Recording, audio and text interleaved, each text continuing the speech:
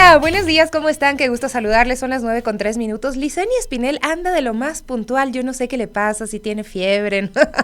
Bueno, amigos, estamos con ustedes, con muchísimo gusto de estar aquí, sin duda, para empezar su programa en las Warmis. Hoy vamos a tratar varios temas, vamos a estar conversando con familiares de los migrantes que están desaparecidos, también un asambleísta por el exterior, Estados Unidos y Canadá, para saber qué se está haciendo para ubicarlos, cuáles son las posibilidades, por supuesto, de que el Estado intervenga y apoye en la búsqueda de los hermanos migrantes desaparecidos. Más adelante también hablaremos de un tema educativo, pero que tiene que ver también con todo el contexto actual, y es la ciencia ficción, el uso de la tecnología en la educación.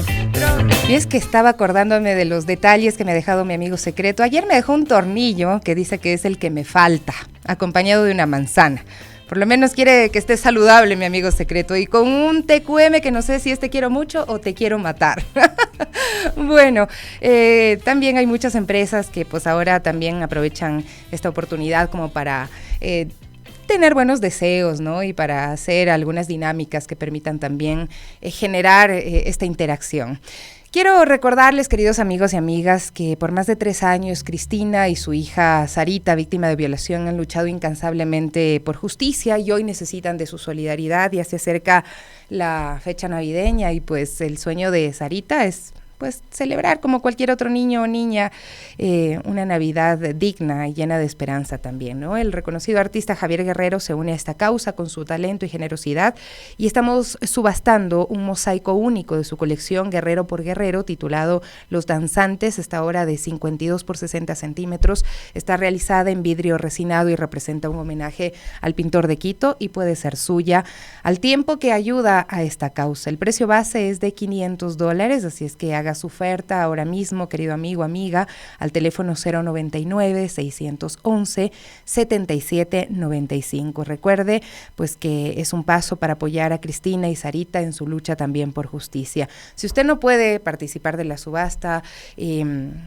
puede también hacer donaciones, ¿no? Puede escribirnos al mismo número 099-611-7795 y le pasaremos los datos de la cuenta de la mamá de Sarita, ¿no?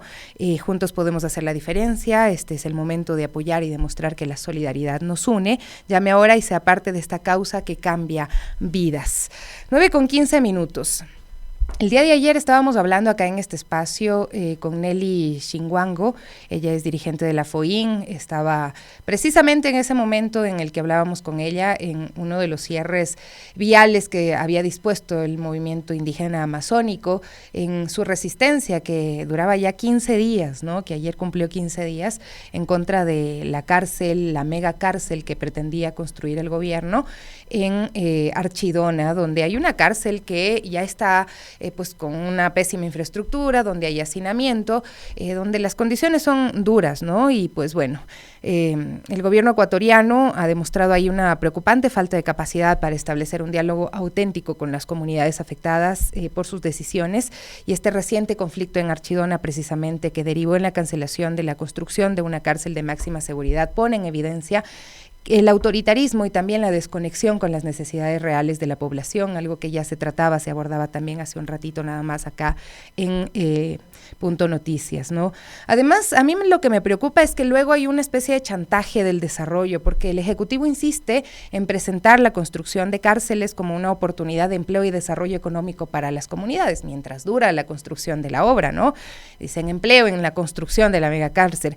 Sin embargo, esta narrativa no solo minimiza los riesgos sociales y ambientales que estas obras pueden acarrear, sino que también constituye una forma de chantaje emocional y también de generar conflicto entre las comunidades, porque habrá quienes digan, ¿no? Pero ¿cómo nos van a privar de esos empleos que se pudieron generar para construir una mega cárcel, ¿no? Y quienes dicen, bueno, acá hay un impacto en el territorio amazónico, hay un impacto social que ya se ha vivido por la pequeña cárcel que existe, que también genera inseguridad en esta zona.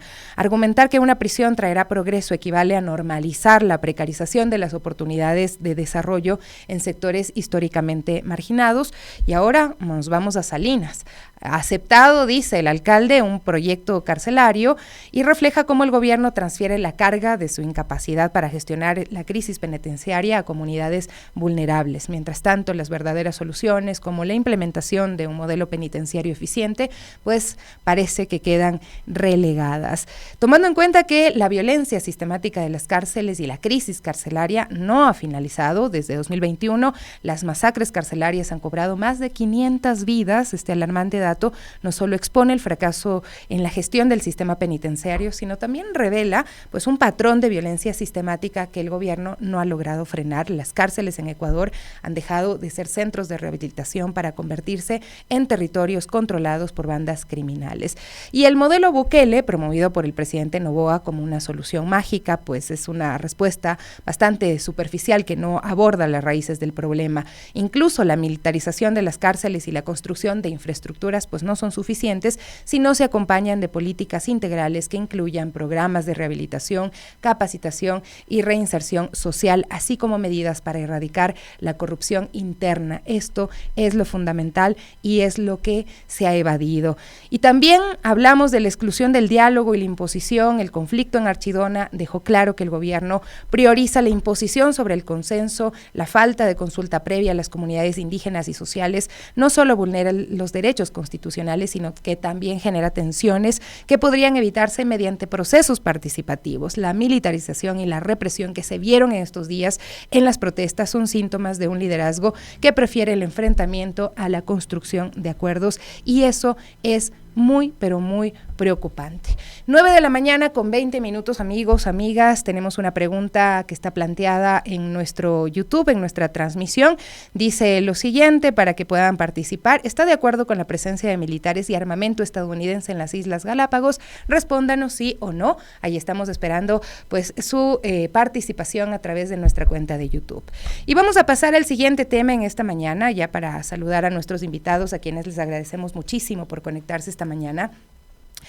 A inicios de septiembre, pues 2 ecuatorianos tuvieron su última comunicación con sus familias mientras intentaban cruzar desde México hacia Estados Unidos. Este grupo de migrantes, impulsados por la falta de empleo, la inseguridad en Ecuador, buscaban un futuro mejor arriesgando sus vidas en un viaje lleno de peligros, como conocemos. Desde entonces sus familiares pues viven momentos de angustia, sin noticias concretas sobre su paradero y enfrentando extorsiones, falsas esperanzas también. Hoy conversaremos con Jorge Miranda, asambleísta por Estados Unidos y Canadá, y Mayra Cusi Ramos, familiar pues de uno de los migrantes desaparecidos, para entender la situación, las dificultades que enfrentan las familias y las acciones que están llevando a cabo en búsqueda de respuestas. Mayra, empecemos con usted. Bienvenida, muchísimas gracias.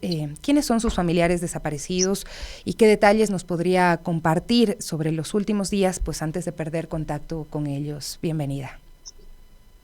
Muy buenos días. Sí, bueno, del grupo de los 12 ecuatorianos son 4. Es mi tía con su esposo y los 2 hijos menores de edad.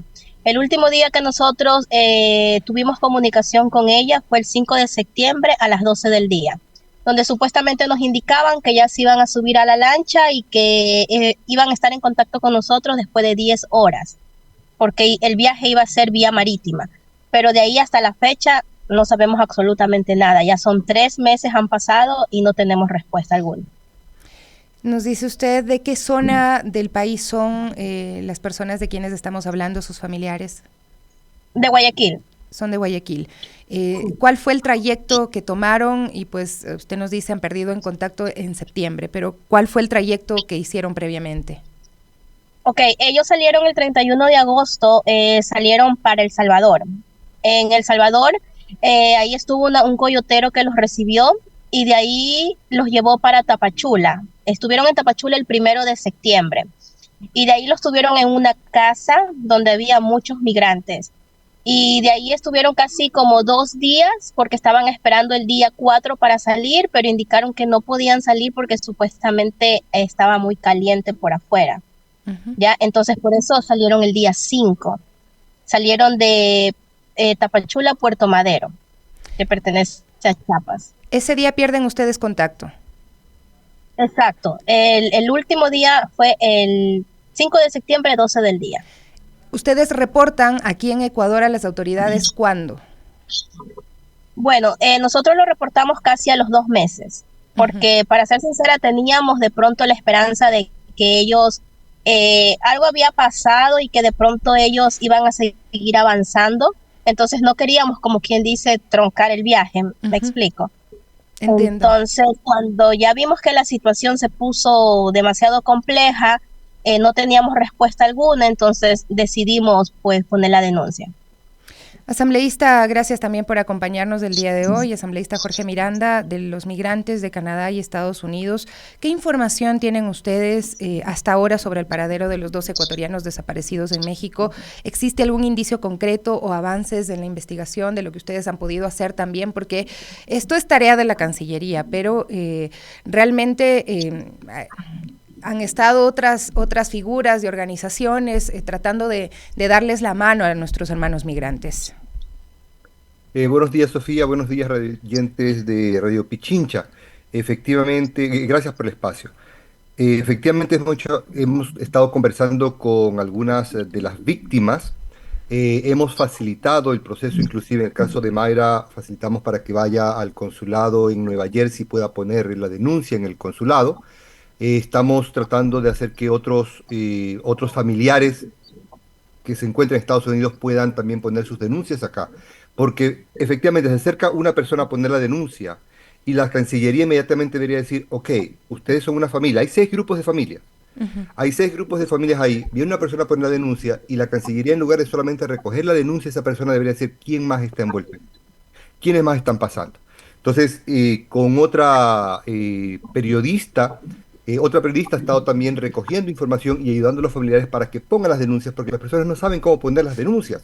La Cancillería debería ayudar en este proceso, debería involucrarse totalmente, tratar estos temas como si fuera emergencia absoluta, como si alguien tuviera una emergencia y llegara a un hospital, todos los doctores tienen que moverse para solucionar la emergencia. Acá los familiares son tratados como si fueran turistas. Simplemente, ok, venga, regrese después, presente los papeles en otros momentos. Por ejemplo, uno de los familiares estaba en Loja, se acercó a la fiscalía y como el familiar, la víctima, el desaparecido, estaba en Chile, le dijeron, no, aquí no puede poner nada porque tiene que hacerlo con con la Cancillería de Chile. Entonces, averiguando, resulta que las personas finalmente pudieron acercarse a la Cancillería ecuatoriana en Manta, porque en Loja no hay Cancillería. Escribieron a emails de Cancillería, escribieron emails a Defensoría del Pueblo, escribieron a emails del Consulado de Chile en Ecuador, no tuvieron respuesta. A través de un familiar tuvieron que acercarse a Manta para hacer este proceso. Y no es el único caso. También se acercaron a la Cancillería en Guayaquil y en Cancillería en Guayaquil les dijeron, ¿sabe qué? Regrese, pónganos un escrito. Entonces los familiares tuvieron que esperar 1 o 2 semanas para que alguien los ayude a poner el escrito para hacer este proceso. Entonces hay una desidia, hay un abandono de los consulados. Uno ha tenido que estar hablando con los familiares, incluso me han contactado de parte del grupo de los desaparecidos, me han contactado desde República Dominicana, porque estamos hablando de 12 ecuatorianos, pero son 12 ecuatorianos desaparecidos de un grupo de 23 personas de diferentes nacionalidades. Y hemos obtenido informaciones en ese sentido que son espeluznantes, Ujú. porque hay diferentes versiones, no hay una respuesta y no hay nadie en Ecuador, de Ecuador en México que pueda visitar las oficinas policiales o hacer seguimiento a este tipo de casos. Entonces tenemos muchas versiones bastante tristes sobre lo que pudo haber pasado con los ecuatorianos allá. Pero nada comprobable todavía de las versiones que se tienen. ¿Cuáles son las posibilidades? Porque bueno, lastimosamente conocemos lo que implica estos riesgos en torno a los familiares en torno a las personas que deciden hacer estos trayectos que son muy peligrosos. Hay bandas criminales que están en el camino, extorsionan a las personas, a sus familiares y demás. Efectivamente, nada es comprobado porque no tenemos ninguna manera de certificar. Familiares diferentes han contratado investigadores, han ido allá, pero no son investigadores un poco informales, así que no existen documentos. En algunos casos se ha dicho si las personas están con vida o no están con vida, pero se necesita alguien que pueda justamente procesar todo esto. En el caso aquí de Mayra, que está presente, en el momento en que se dijo que se habían ahogado los familiares porque estaban haciendo un trayecto en lancha en una parte de México, en ese momento, y que habían sido supuestamente detenidos por la Marina, Mayra, ella misma fue y se contactó con la Marina en México y le dijeron que efectivamente ellos no tenían ningún cuerpo y nada por el estilo. Entonces, son los mismos familiares que están haciendo este recorrido tratando de recoger, armar las piezas. En la conversación que tuve con alguien de República Dominicana ayer, me dijeron que si ellos activaban el teléfono de una de las víctimas, esa sería una de las pruebas de que la víctima estuviera viva. Es decir, que tienen el teléfono de una de las víctimas, de los que estuvo en el grupo. Entonces, si se hubiera ahogado, no tuvieran el teléfono. Mayra, la Cancillería asegura que ha mantenido constante acompañamiento y contacto permanente con los familiares. ¿Cómo evalúan ustedes esta afirmación? ¿Han sentido ese apoyo en la práctica? ¿Cómo están haciendo las gestiones, las averiguaciones? El asambleísta nos dice que existen familiares que han contratado estos investigadores informales. ¿Cuál es el caso que ustedes me pueden narrar? Con respecto a lo que las familias han contratado los investigadores informales, eso es allá en México. Son varias familias del grupo, pero, o sea, todos son hipótesis. O sea, no hay nada a donde podamos llegar de que realmente es real, ¿me entiende? Ya por ese lado. Y por parte de la Cancillería, vamos para 4 semanas con esta semana de que no tenemos respuesta alguna. O sea, ya se puso la denuncia, se hizo el trámite correspondiente, pero, o sea, no tenemos ninguna respuesta aún. Incluso el día de ayer yo me comuniqué con la Embajada de Ecuador en Guatemala y en parte entiendo, porque son temas muy delicados y por protección, entonces ellos no pueden dar una información telefónicamente. Entonces me dijeron que cualquier situación que ellos hayan investigado, o sea, automáticamente ellos pasan a la Cancillería, y en este caso tenemos que acercarnos directamente en Guayaquil o aquí en Núar al Departamento de Movilidad Humana. Pero para tener cualquier información. ¿Se han sentido acompañados o no? Porque esto es lo que la Cancillería está diciendo. Estamos acompañando a los migrantes, a los familiares, y estamos saltando, estamos haciendo algo. ¿Ustedes sienten que eso es así? ¿Ustedes han tenido este contacto permanente con la Cancillería? Realmente no. Recién ayer fue que yo me di cuenta de un escrito que la Cancillería ha sacado, ya, pero realmente, como le digo, han pasado 3 semanas y no, o sea, no hemos tenido ninguna respuesta. Incluso hace 4 semanas, cuando mis familiares fueron a Guayaquil a poner la denuncia, le dijeron que tienen que regresar con un escrito del relato, ya, y cuando ellos regresan, pero regresan y le cogen el relato, o sea, fue en vano la hoja del escrito que ellos llevaron, porque no se lo aceptaron cuando ellos fueron por segunda vez. Pero para esto ya habían sacado la nota en Ecuavisa. Diciendo entonces, que están apoyando. Exacto, asumo yo que por la nota que salió en Ecuavisa es que ellos fueron que cogieron en ese momento el relato, el escrito y todo. Pero la segunda vez que se acercaron. O sea, ha habido demoras en la atención y el seguimiento del caso. Exacto. Sofía, si me permite, por ejemplo, cuando hablamos de seguimiento, parece que algunos funcionarios entienden por seguimiento de que han recibido el trámite y que internamente lo trabajan. Nosotros sabemos que estos procesos requieren tiempo, requieren investigación y en algunos casos no hay respuesta, pero las familias tienen que ser acompañadas en el sentido de por lo menos cada 2 o 3 días recibir una llamada, decir, no tenemos información. A mí me contactan todos los días las familias para preguntarme, ¿has sabido algo? ¿Has sabido algo? La Cancillería debe estar llamando cada día, cada 2 o 3 días diciendo qué es lo que está pasando. Aquí tenemos madres que están afectadas porque sus hijas están desaparecidas. Debería haber ya una intervención del sistema de salud para que tengan ayuda psicológica a las familias porque las familias están devastadas. Nada de eso pasa. Esto no es una cuestión de trámite, esto no es una cuestión de burocracia, esto es una cuestión de atención a nuestros migrantes y a los familiares de los migrantes que también son víctimas. Pero también hay una falta de inmediatez en la recepción de estas denuncias, y esto también implica demoras en tramitar de pronto con las autoridades de los países en donde desaparecen también nuestros hermanos migrantes. Aquí también tenemos otro tema que es la ruptura de relaciones entre Ecuador y México. ¿Cómo esto ha complicado los procesos consulares y no sé qué alternativas está brindando el Estado ecuatoriano para atender casos como estos con una ausencia de una embajada y personal que pueda apoyar directamente en el sitio? Lo peor que pudo haber pasado a los ecuatorianos que están migrando hacia Estados Unidos es precisamente la ruptura de las relaciones con México producto de la invasión que se perpetró en la embajada mexicana. Esto pone, primero que implica que nuestros migrantes no tienen a quién acudir, a dónde tienen que recurrir para poder solucionar sus problemas. Por ejemplo, aquellos migrantes que son detenidos por migración requiere información del Estado ecuatoriano para ver si efectivamente son migrantes para poderlos liberar o para poder hacer cualquier tipo de trámites en México. En este momento un migrante puede esperar 1 o 2 semanas hasta que haya algún tipo de respuesta porque no sabe dónde acudir, porque las gestiones parece que están haciendo a través de la embajada de Suiza en este momento. No solamente genera esa ruptura, este problema, sino que eso le pone en riesgo la vida de nuestros ecuatorianos, porque los criminales saben que los ecuatorianos no tienen a dónde acudir. Entonces, como no tienen a dónde acudir, entonces los pueden secuestrar, más fácilmente los pueden esconder, e inclusive implica que sube el precio, el costo de todas las trámites, entre comillas, para nuestros ecuatorianos. Y efectivamente, aquí hay un problema de política. No es un tema de simplemente que un funcionario ha tratado mal a otro. Porque, por ejemplo, en ciertas oficinas, como que podría decirlo, el Consulado de Nueva Jersey, nos atendieron sin ningún problema, nos dieron el teléfono de emergencia, pero no hay esa consistencia, porque no hay esa política de preocupación hacia los migrantes, no hay ese interés por ayudar a nuestra gente. Mayra, quizá todos decimos, bueno, hay razones por las cuales los ecuatorianos están migrando, arriesgando su vida, el tema de la inseguridad, el tema de la economía, pero ¿cuáles son las motivaciones de sus familiares específicamente? ¿Qué es lo que hablaron antes de tomar esta decisión, también sabiendo incluso los riesgos que implica?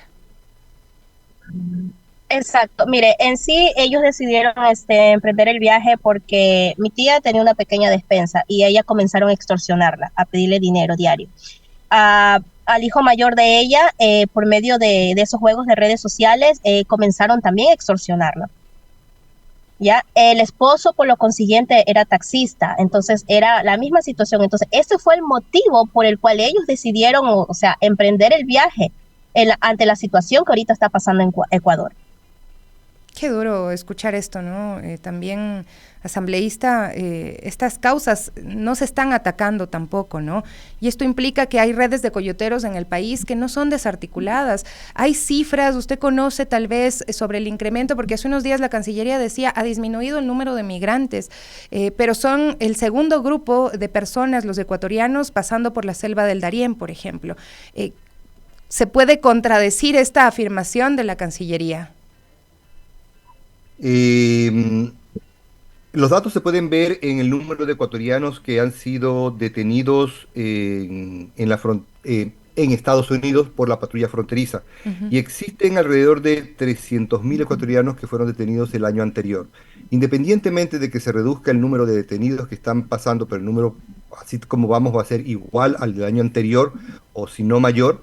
Pero independientemente de ese caso, lo que se muestra es que hay limitaciones para que los ecuatorianos puedan pasar hacia Estados Unidos, porque son puestas desde México por el mismo gobierno de los Estados Unidos, pero el problema está en este abandono sistémico que se genera a nuestros ecuatorianos que son expulsados de Ecuador. Y ojo, porque hay muchas personas que dicen, sí, ustedes son responsables porque ustedes se fueron para allá. ¿Qué tiene que ver la Cancillería en este problema? El Estado ecuatoriano les ha fallado a los ecuatorianos y como resultado la gente se ve obligada a migrar. Hemos tenido casos de personas que cuyas, por ejemplo, que a una hija le han querido prostituir las bandas delincuenciales. Esta persona se ha movido a otra ciudad, los han llamado, los han perseguido, los han detectado y por eso han tenido que migrar hasta acá.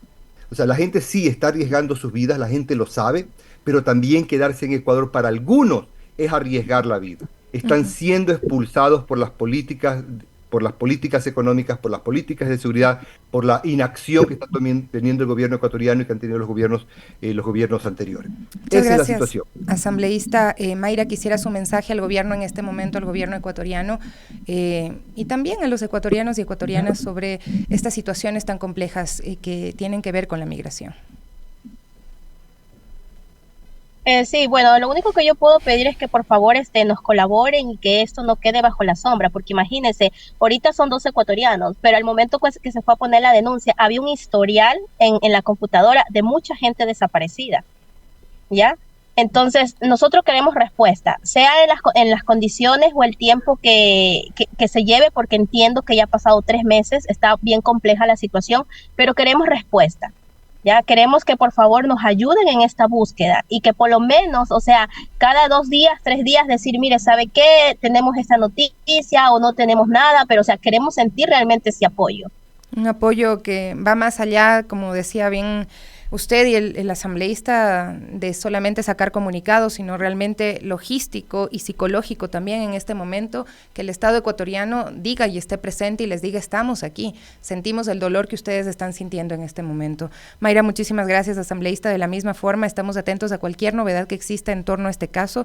Creo que es fundamental no abandonar a nuestros hermanos migrantes que precisamente están viviendo pues esta incertidumbre de no saber dónde están sus familiares. Estamos hablando de 12 migrantes desaparecidos, de un grupo mayor de 23 que nos comentaban también, y pues Mayra, familiar de 4 de estos migrantes, nos está contando cuáles son las motivaciones, cuál es el sufrimiento que ellos están viviendo en este momento, y la realidad es esa, la migración no ha parado, el Ecuador está expulsando a sus ciudadanos y ciudadanas. 9:40, hacemos una pausa y volvemos con más. Ya estamos por acá, son las 9:43, gracias a quienes nos escriben, déjennos su like por favor, solo a la Alexis le dan like, ¿no? Nosotras también queremos, los Guarmis queremos nuestro like en nuestra página de YouTube, Radio Pichincha Multimedia. Está acá con nosotros ya la Gaby. ¿Cómo estás, Gaby? Bienvenida. Buen día, mi Sofi, buen día amigos y amigas de las Guarmis, así es, estamos aquí también con más información y bueno, un poco para comentar que desde el fin de semana existieron denuncias de que no había gasolina en ciertas estaciones de servicio, principalmente aquí en Quito. Hicimos ahí como un sondeo, aquí quienes estamos en la radio, algunos sí nos tanquearon completo, por ejemplo la gasolina extra, otros les dijeron solo $5, solo $10, entonces esto nos llamó la atención y pues nuestra compañera Evelyn Caiza salió a preguntar también. Así es, gasolineras de diferentes sectores de Quito como la Ofelia o la avenida Simón Bolívar pues se registraron escasez de gasolina durante este fin de semana y usuarios también de redes sociales denunciaban que la estación les vendió únicamente $10 como máximo, lo que era insuficiente para llenar un tanque del auto, ¿no? El gobierno se pronunció asegurando que el abastecimiento de la gasolina se encuentra normal y que no existe escasez. Veamos qué dicen los usuarios de esta mañana y Evelyn Caiza ya nos acompaña con estas novedades. ¿Cómo estás, Evelyn? Buenos días. ¿Qué tal, compañeras, amigos? Buenos días. Efectivamente, pero para ser específicos, desde el viernes 13 de diciembre es que los usuarios están mostrando su malestar debido a la posible escasez de gasolina extra, a pesar de que el gobierno emitió un comunicado ayer precisamente diciendo que todo está normal. Hemos comprobado que no es así. En este momento nos encontramos recorriendo gasolineras de la avenida Simón Bolívar, específicamente en el sector de la Argelia Alta. Y pues nos encontramos con lamentables testimonios que nos dicen que no hay gasolina extra y principalmente la incomodidad llega por parte de los señores conductores de taxis. Dicen que les quieren obligar prácticamente a colocar gasolina súper porque hay escasez. Vamos a escuchar sus testimonios. ¿Desde cuándo quiere poner gasolina? Desde ayer.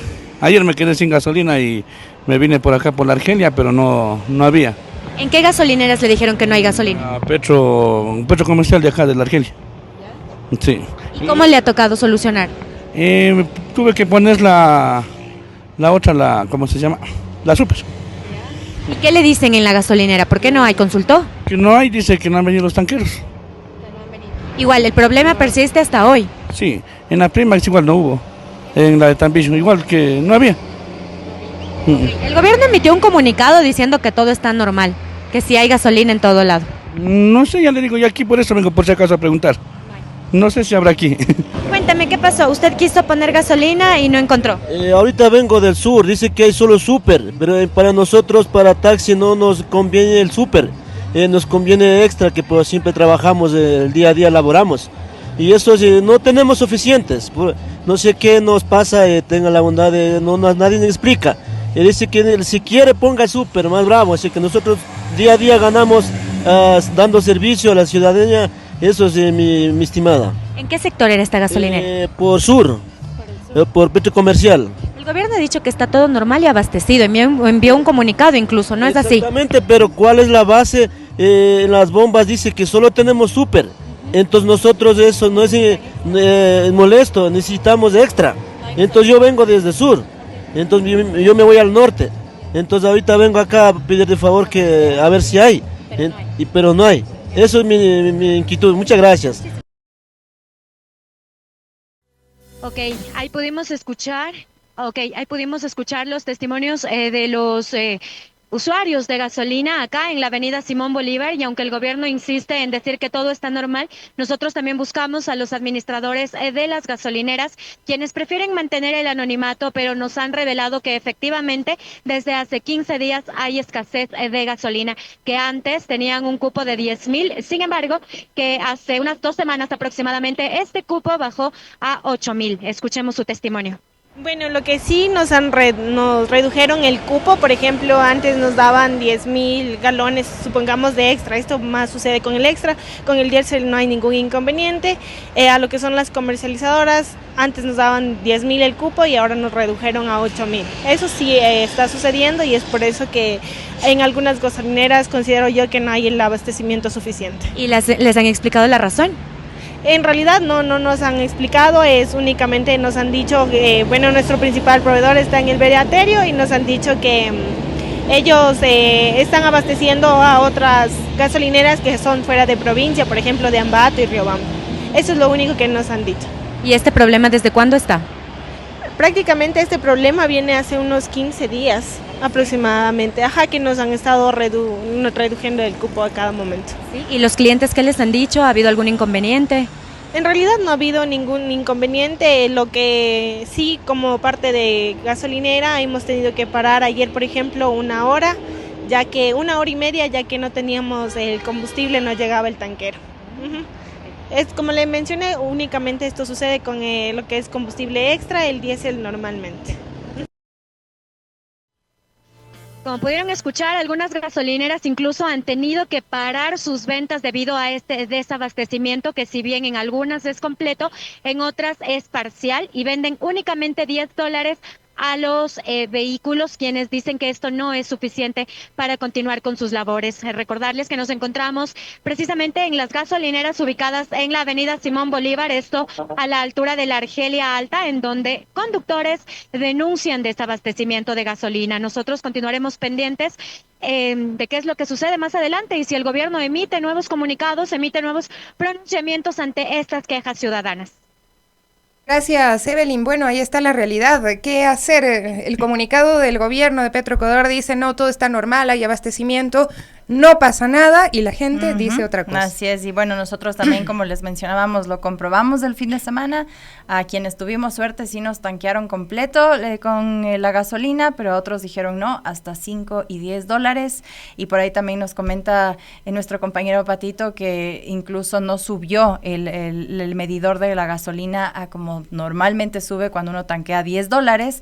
Así que bueno, eso también llama la atención, y bueno, estaremos realmente alertas a estas noticias que nos comparten desde la ciudadanía y que realmente están en contraste, ¿no?, a lo que menciona el gobierno nacional sobre el abastecimiento de combustibles. Así es, ¿no? Imagínense lo que nos dicen. Primero te restringen, te dicen solamente te puedo poner $10, y luego pones la gasolina y parece que no hubieras puesto gasolina. Entonces, ese tipo de cosas también deben ser controladas. Recordemos que hace unos días pues hubo varias gasolineras también que fueron sancionadas, y todo esto también es parte, ¿no? El control debe ser integral, pero hoy por hoy es importante que el gobierno pues diga realmente qué está sucediendo con el abastecimiento de las gasolinas, porque la realidad es otra. Contrasta totalmente lo que nos dicen en un comunicado a lo que está pasando ya cuando la gente va con sus vehículos a querer tanquear. Y un poco también tiene que ver con esto, ¿no? Que dicen solamente te vamos a poner súper, no te vamos a poner extra.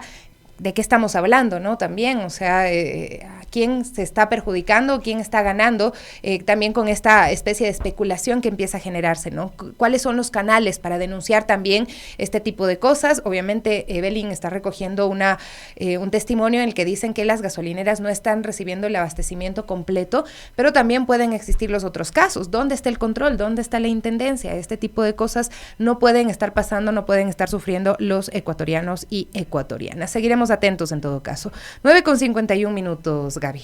Así es, bueno, y bueno, ya próximamente vamos a tener también a nuestros invitados vía Zoom para hablar de un tema que nos ha llamado mucho la atención con la Sofi, y es un tema de la ciencia ficción en las aulas, que si lo pensamos sería como realmente impensable, pero bueno, aquí hay unas personas que nos proponen estos nuevos proyectos. Así es, vamos a explorar esta propuesta educativa innovadora que combina la ciencia, la tecnología, la literatura para transformar el aprendizaje en las aulas. Nos acompaña ya Cristian Londoño Proaño, autor de la novela El infinito nombre de las estrellas, y Verónica Pérez Gavilanes, coautora del proyecto metodológico Ciencia Ficción en el Aula, ¿no? Esta iniciativa, presentada recientemente en la Universidad de Indoamérica, ha despertado también el interés de la comunidad académica al demostrar cómo la ciencia ficción puede ser una herramienta poderosa para fomentar la creatividad, el pensamiento crítico y el análisis interdisciplinario. Cristian, Verónica, muchísimas gracias por conectarse con nosotros para hablar sobre el impacto también de esta metodología, la inspiración detrás de la obra literaria y cómo buscan también preparar a los estudiantes para enfrentar los desafíos del siglo XXI. Empecemos con Cristian, ¿qué los inspiró a desarrollar esta metodología de ciencia ficción en el aula? Nos inspira fundamentalmente el hecho de que podemos tener nuevas tecnologías en el aula. El tema de que uno no puede utilizar la ciencia ficción para motivar e inspirar a la ciencia. Tomemos en cuenta que, por ejemplo, los datos en el país establecen que la mayoría de estudiantes no estudiarían, por ejemplo, carreras de biología o ingenierías. Entonces, este tipo de iniciativas lo que hacen es motivar al estudiante que piense en soluciones nuevas, diferentes y asociadas justamente a las ciencias, a la tecnología, a las ciencias sociales, a las ciencias biológicas. Esa falta de inspiración ha sido a veces el motor en la educación, incluso para que haya decepción estudiantil. Entonces eso también nos permite que los estudiantes se acerquen a la ciencia y comiencen a imaginar proyectos innovadores. Y bueno, también conocer del lado de Verónica ya los beneficios específicos que ofrece también la ciencia ficción para el desarrollo, por ejemplo, del pensamiento crítico en los estudiantes, la imaginación también. ¿Cuáles son estos beneficios que trae? Bueno, muy buenos días con todos. Muchas gracias por permitirnos este espacio para que los oyentes televidentes puedan ver el trabajo que hemos venido realizando con Cristian, bastante interesante. En realidad, lo que usted mencionaba es cierto. La ciencia ficción lo que quiere es justamente que nosotros llevemos algo diferente a las aulas. Sí, una metodología totalmente diferente, porque en realidad se torna un poco aburrido incluso en ciertos momentos las ciencias sociales, las ciencias naturales. Hay que ponerle algo diferente a nuestras clases. Entonces eso es lo que nosotros hemos querido, y que realmente sí, el desarrollo de nuestros estudiantes será el pensamiento crítico, reflexivo, permitir que nuestros estudiantes puedan crear, puedan imaginar, puedan desarrollar más allá de una teoría la parte práctica, ¿sí? Y sobre todo enfocándose en algo diferente, algo que nos llama la atención, algo que nos gusta, ¿no? Los niños son es bastante novedoso para ellos el trabajar con algo diferente, y que más es que me gusta la ciencia ficción, ellos ven películas, es novedoso para ellos. Qué bonito saber que esto puede estar dentro de las aulas, ¿no? Sí, ¿no? Si nos ponemos a pensar en los dibujos animados que veíamos en la niñez o las películas que veíamos de pronto en la infancia, ¿no? No sé, veíamos robots y se nos hacía impensable. Sin embargo, la ciencia y las personas que han trabajado en tecnología los han desarrollado ya, y a estas alturas tenemos pues todo lo que tiene que ver con la inteligencia artificial y demás, ¿no? Y ahí como surge un poco la idea también, Cristian, de utilizar esta novela, El infinito nombre de las estrellas, como eje central de una propuesta educativa. Nace fundamentalmente del hecho de que nosotros queremos que haya una historia que sea ambientada en el Ecuador. El infinito nombre de las estrellas tiene una ambientación en la provincia de Esmeraldas, como la conocemos, o sea, con todos los problemas, veo la cara de Gaby que me queda bien, decía, anonadada, pero sí, con todos los problemas que tiene Esmeraldas, con toda, a veces la falta de que el gobierno no le ha dado los suficientes recursos, con todo el tema ambiental también de paso de por medio, pero se une con una propuesta de ciencia ficción que en la historia vemos un propietario de una pequeña isla, que es un conchero, ¿no? Que él todos los días trabajaba sacando conchas, y una noche cae en su isla un artefacto extraterrestre. Y ese artefacto extraterrestre es el Novum, que se llama en la ciencia ficción, para cambiar su realidad. Porque comienza a ver los militares que comienzan a buscar el aparato, y todo comienza en torno a girar en torno a él, de esta nueva tecnología que para él es un descubrimiento de una nueva tecnología.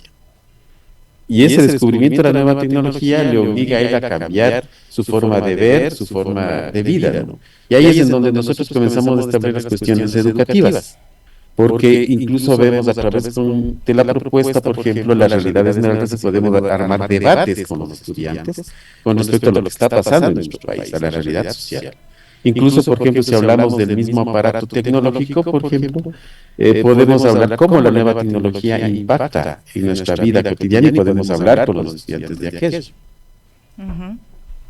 Bueno, y justamente pensando en eso, ¿no? De cómo estas historias pueden un poco calar en nuestra realidad, ¿no? En la realidad de nuestro país hoy en día y cómo contarla, que es lo importante también a los estudiantes y que de alguna manera también logremos este interés de los docentes. Y en ese sentido quisiera consultarles, Verónica y Cristian, ¿qué tipo de actividades, prácticas o proyectos también proponen ustedes para que los docentes puedan implementar esta metodología en las aulas?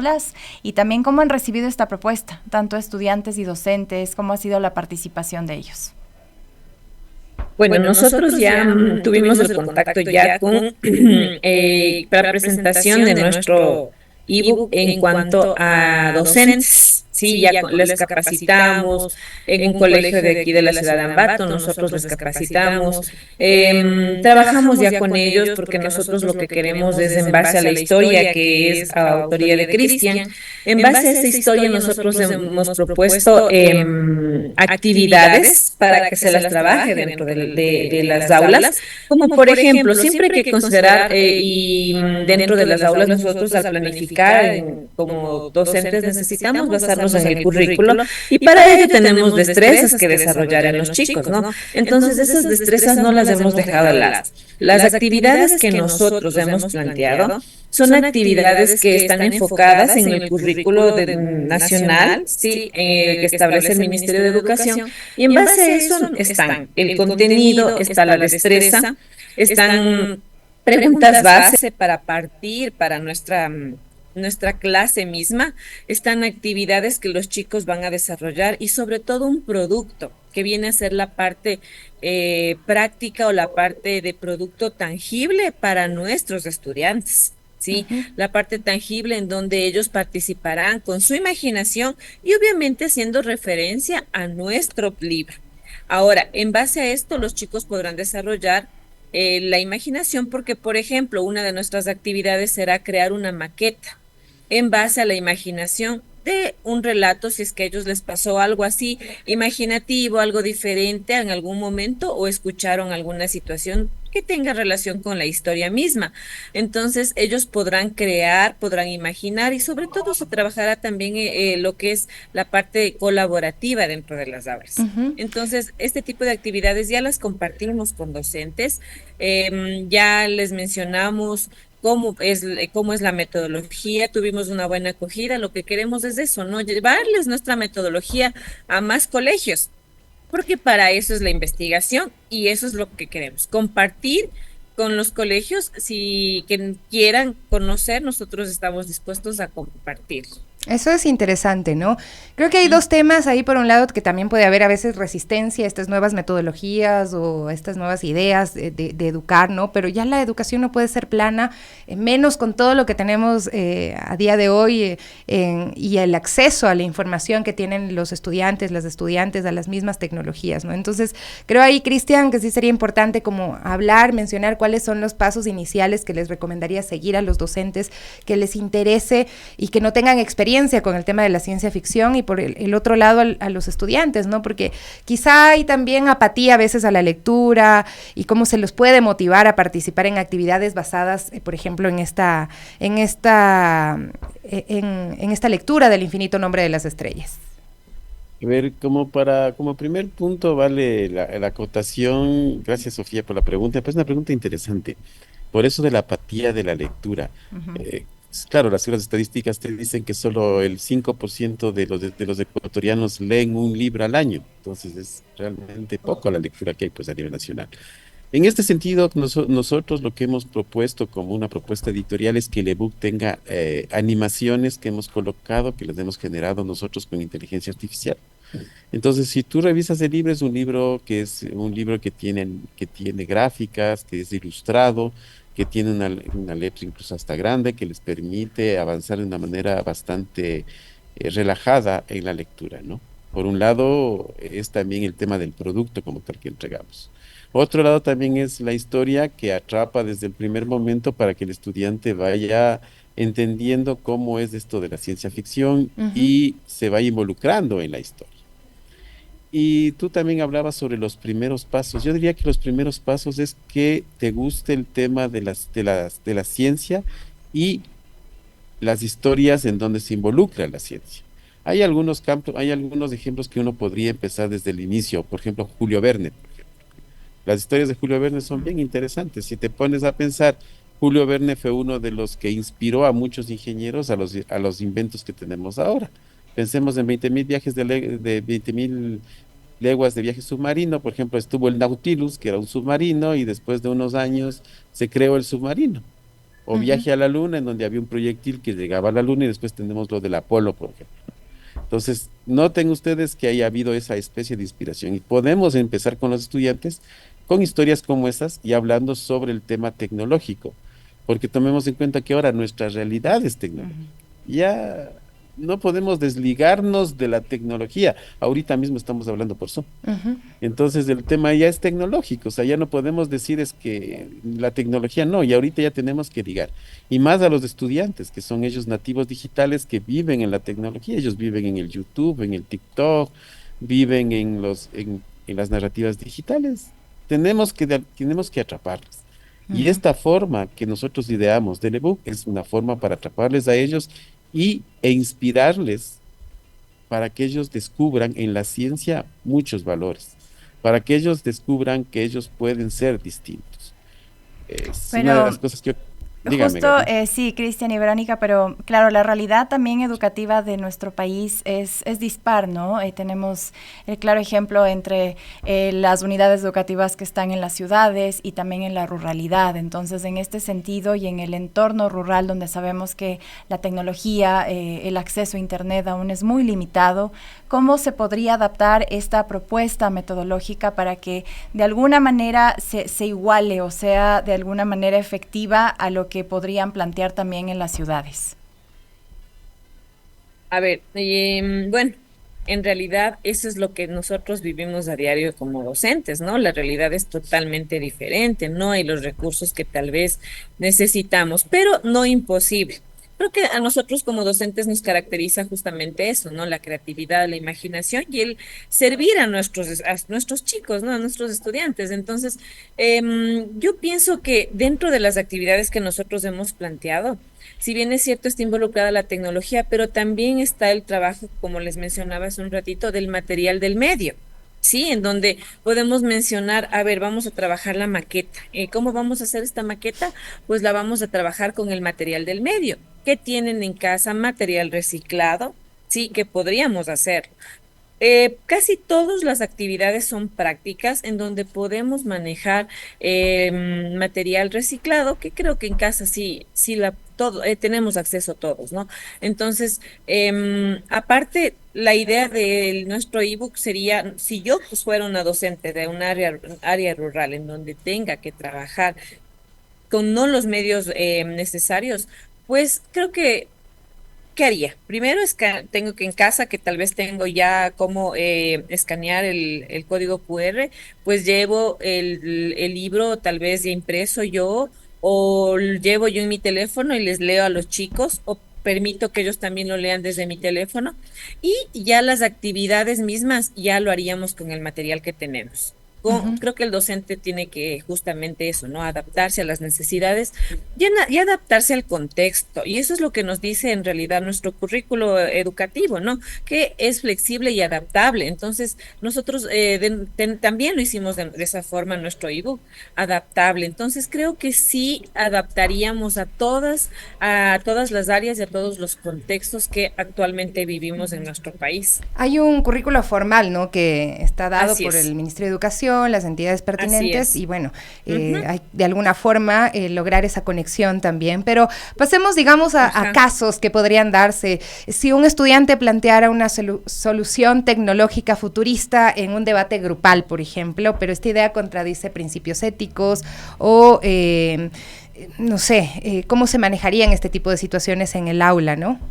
Cristian. A ver, en este sentido, muy buen ejemplo del estudiante. Supongamos que un estudiante nos plantea una tecnología que no es ética, ¿no? Que no es ligada a la ética. La idea del planteamiento siempre será debatir con el estudiante para saber cuáles son los alcances de la tecnología que él está pensando colocar o que está pensando implementar. ¿Cuáles son las consecuencias que tuviese a futuro esa tecnología? Solamente por decirte un ejemplo. Hay muchas tecnologías, por ejemplo, que han sido planteadas y que han sido positivas en la humanidad y por otro lado no han sido tan positivas. Solo pensemos en el tema de la energía nuclear. ¿Qué pasó con la energía nuclear? Por un lado, la energía nuclear es una fuente vasta de energía eléctrica. Nos da una energía eléctrica, ha sido una solución energética. Pero por otro lado, la misma energía nuclear ha sido la causante de la bomba atómica. Entonces, si tenemos en cuenta, ha sido dos caras de la misma moneda. El tema es que el estudiante sepa cuáles son las consecuencias de la tecnología que está pensando a futuro implementar. ¿Cuáles van a ser las consecuencias positivas? ¿Cuáles van a ser las consecuencias negativas? Porque la tecnología tiene esa doble cara de la moneda. Incluso tengamos en cuenta el mismo Internet. Por un lado, el Internet nos favorece ahorita en la comunicación, es totalmente positivo. Pero también el Internet ha sido la causante de que ahora tengamos varias estafas por Internet y mucha gente tenga el phishing y demás situaciones. Entonces, dos caras de la misma moneda. Pero en el caso de la educación y del estudiante, el estudiante debe tener un planteamiento ético firme para que sepa que ese planteamiento tiene que ser positivo para la humanidad. Tenemos que tener en cuenta que toda tecnología que tengamos tiene que ser positiva. La misma inteligencia artificial. Tenemos que lograr que la inteligencia artificial, sea positivo y no sea un mecanismo para estafas. Pero tenemos que hacerlo de esa manera con el estudiante hablando. Así es. Bueno, Cristian, Verónica, muchísimas gracias por acompañarnos esta mañana hablando de esta propuesta educativa tan innovadora, ¿no? La ciencia ficción en las aulas, y esperamos que abarque muchos más espacios, más aulas de nuestro país. Cristian Londoño y Verónica Pérez, investigador y profesora, y Cristian, investigador y docente también, con quienes dialogábamos de la ciencia ficción en el aula. Muchas gracias y un abrazo fuerte para ustedes. Gracias también. Abrazos, ¿no? Los docentes pueden desarrollar sus propias narrativas de ciencia ficción también en el aula, ¿no? Para que los contextos locales también se adapten, ¿no? A esta idea de soñar un poco en el futuro y cómo soñarlo. Siempre decimos la educación es importante, pero sobre todo el desarrollo de un sentido de humanidad que precisamente dirija esa inteligencia, esas aptitudes hacia cosas positivas, hacia cosas que puedan mejorar la vida y el bienestar de los ciudadanos y ciudadanas. 10:10, hacemos una pausa y volvemos.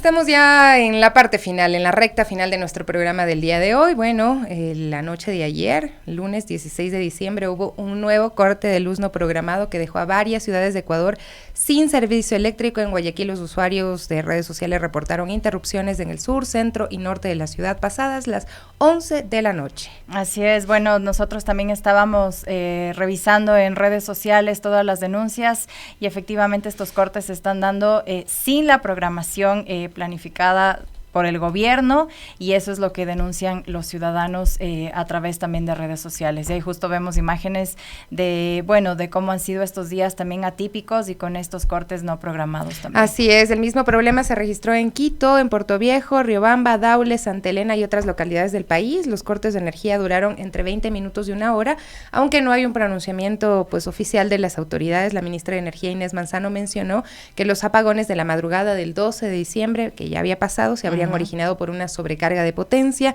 debido al exceso de electricidad proveniente de Colombia y la planta de Coca-Codo Sinclair. Sí, llama la atención esto porque puede seguir sucediendo, ¿no? Y aparte no hay un aviso previo y pues como ciudadanos realmente necesitamos esa información. Como bien lo hemos dicho aquí, puede ocurrir problemas de que se queman algunos electrodomésticos o que puede también ocurrir un cortocircuito. Entonces no es algo que está planificado y ese es el problema y esa es la denuncia de los ciudadanos. Ese es un tema, cuéntenos usted si tuvo esa afectación y también recordarles que estábamos preguntando en nuestras redes sociales, ¿está de acuerdo con la presencia de militares de armamento estadounidense en las Islas Galápagos? Nuestra página web tiene una nota muy completa y compleja también sobre lo que implica pues estas decisiones del gobierno, el tema de la inmunidad que tienen los militares estadounidenses en nuestro país, entre muchas otras cosas, la decisión adoptada por el Consejo de Gobierno de Galápagos. Y bueno, les digo, para que la revisen la nota y puedan también opinar con argumentos a través de nuestra página web. Pero pasemos al tema de la Navidad, pues durante diciembre de 2024, los primeros días de enero de 2025, el Jardín Botánico de Quito, ubicado en el Parque de la Carolina, también será un escenario muy bonito del árbol de Navidad vivo más alto de Latinoamérica. Así es un ciprés de casi 40 metros iluminado por paneles solares y la instalación estará abierta al público los días viernes, sábado y domingo, esto hasta el 5 de enero del 2025, que es el Día de Reyes, y este árbol encendido con esta energía limpia tiene como objetivo ofrecer una experiencia natural que combine innovación, tradición y sostenibilidad. Esta entrada tiene un costo de apenas $5 para adultos y $2.50 para niños, estudiantes y adultos mayores, y las personas con discapacidad tienen acceso gratuito. Así es, el Jardín Botánico ofrece fácil acceso a través de transporte público, estacionamientos seguros, y además del árbol los visitantes podrán disfrutar de 16 estaciones diseñadas para rendir homenaje al páramo y su biodiversidad, con la atención especial al uso del agua, un área especial llamada La Rotonda que ofrece diversión para niños y jóvenes con rayos láser. Así es, así que ya saben, si quieren asistir son $5 de ingreso, $2.50 para niños, vayan y disfruten, esto estará hasta el 5 de enero del 2025. Otro tema referente también a la Navidad, pues ya faltan pocos días y crece la incertidumbre de los trabajadores en todo el país sobre cuándo recibirán el esperado 13º sueldo. Pasa en la actualización de la cuenta para ver si ya les llegó el conocido bono navideño. Así es, bueno, nosotros aquí estamos abiertos también las líneas para saber si es que ya recibieron o no recibieron. Por acá igual les diremos también por nuestro lado. Así es, bueno, pero este beneficio establecido en el Código de Trabajo está destinado a los empleados bajo relación de dependencia, jubilados y aquellos también que reciben una pensión alimenticia, ¿no? Entonces, creo que también esto es necesario decirlo como unos detalles que hay que mencionar. La fecha límite, Gaby, y pues a nuestros amigos y amigas, es el... Adivinen cuándo, el 24 de diciembre, ¿no? Esa es la fecha límite. Así es, pero existen también otra opción de recibirlo de manera proporcional cada mes, de acuerdo con el acuerdo ministerial 199 del Ministerio del Trabajo. Este pago debe realizarse de manera mensual, a menos que el trabajador decida acumularlo con el empleador, y aunque este bono es un derecho para los trabajadores, un estudio de Multitrabajo revela que cerca del 49% de los empleados en Ecuador no recibe este 13º tercer sueldo. Este bono corresponde a la 12ª parte del salario anual del trabajador, calculado entre el 1 de diciembre del año anterior y el 30 de noviembre del año vigente. Y si un trabajador lleva menos de este año en la empresa, pues recibe un monto proporcional al tiempo trabajado. Es dulce y amargo, ¿no? Porque dulce obviamente para las personas que pueden recibir este décimo, que depende también de cuánto ganen, y amargo porque vemos que casi el 50% de las personas trabajadoras en el país no lo reciben, ¿no? Entonces ahí se empiezan a generar unas situaciones también complejas, porque hay muchas aspiraciones que se generan en torno a esta fecha, que también es un poco de lo que hay que revisar. Para calcular cuánto debe recibir, el Ministerio de Trabajo dispone de una herramienta online. Es importante tomar en cuenta el sueldo mensual, más cualquier comisión, horas extras y pagos adicionales. Sin embargo, no se suele considerar otros beneficios como las utilidades o el 14º sueldo, para que lo tengan en cuenta. Así es, y otro dato interesante, y es que el 88% de los trabajadores considera que el pago del 13º sueldo aumenta su motivación laboral, demostrando lo relevante que es este bono en el bienestar y también el compromiso de los empleados.